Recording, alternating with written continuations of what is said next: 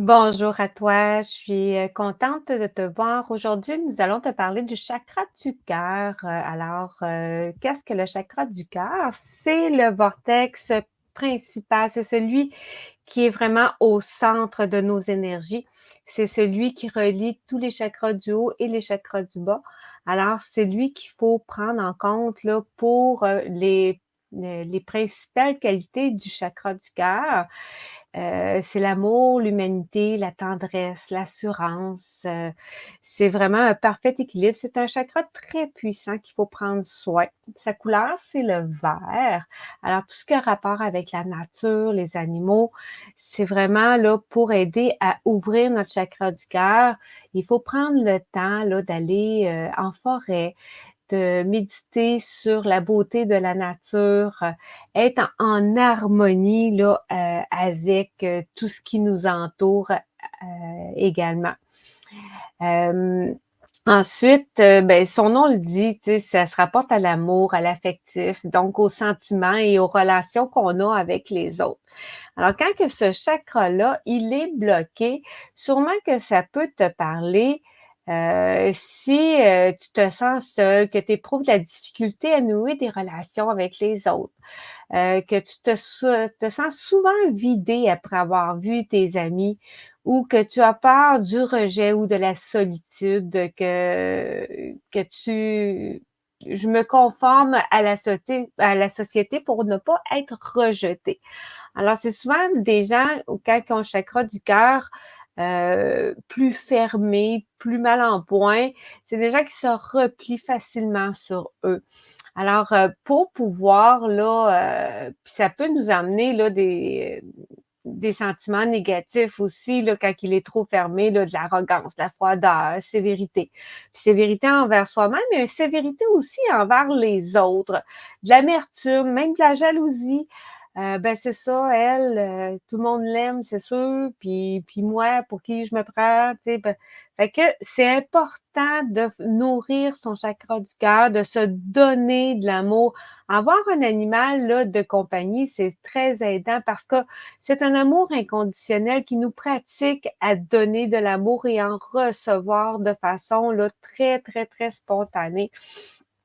Puis ça demande pas beaucoup d'efforts, surtout, on parle d'un petit chat ou des choses comme ça, mais d'aller se reconnecter à la nature, d'aller prendre le temps de respirer, puis de sentir l'énergie qui vient se déposer au centre là, de notre soi, puis d'avoir de la gratitude envers la vie, de s'ouvrir.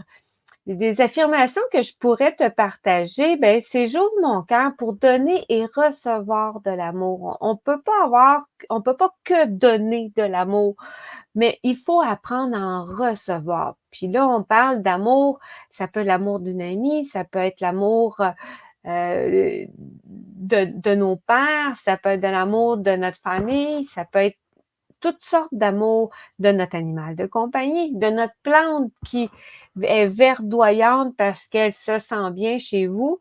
Ça aussi, c'est une forme d'amour que la nature nous envoie. Alors, d'être ouvert à la réception de cet amour-là, puis d'en être digne. On est tous dignes de recevoir de l'amour. Alors, c'est pas, il faut pas être la victime là-dedans de dire, ben moi c'est ça, moi il y a pas personne qui m'aime. Est-ce que tout part de l'intérieur de nous? C'est vraiment important de le comprendre que ce qu'on pense vient impacter nos énergies et se reflète à l'extérieur. Fait qu'il faut vraiment être en harmonie avec soi-même avant de dire: «Moi, si il y a quelqu'un qui m'aimerait, ben tout irait bien dans ma vie». Non, il faut que tu commences par toi, par t'aimer toi.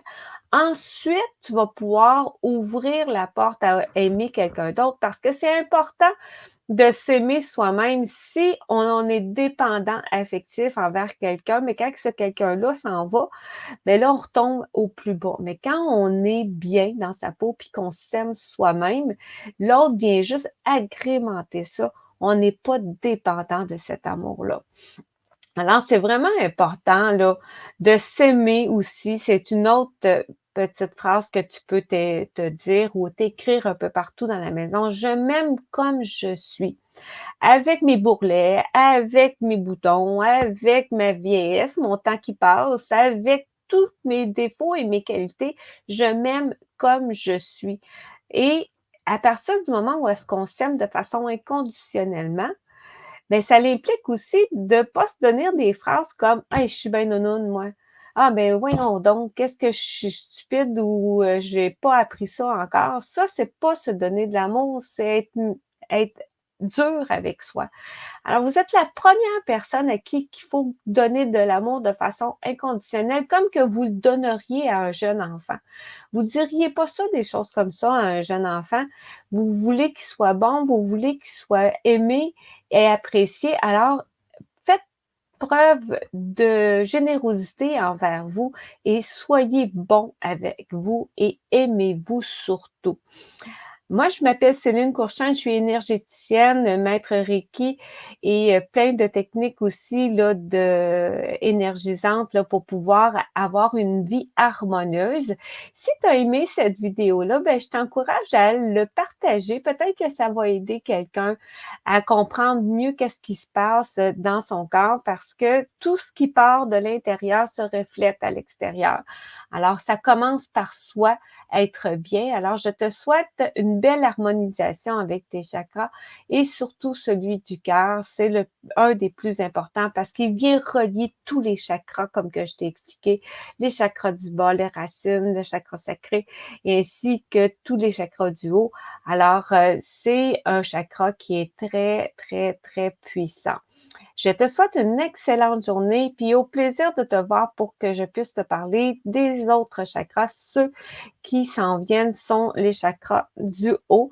Alors, ils ont aussi leur importance. Je te remercie. Partage cette vidéo si tu as aimé ou bien abonne-toi à ma chaîne YouTube, Céline Courchaine, ose créer ta vie à ton image. Merci beaucoup. Passe une excellente journée.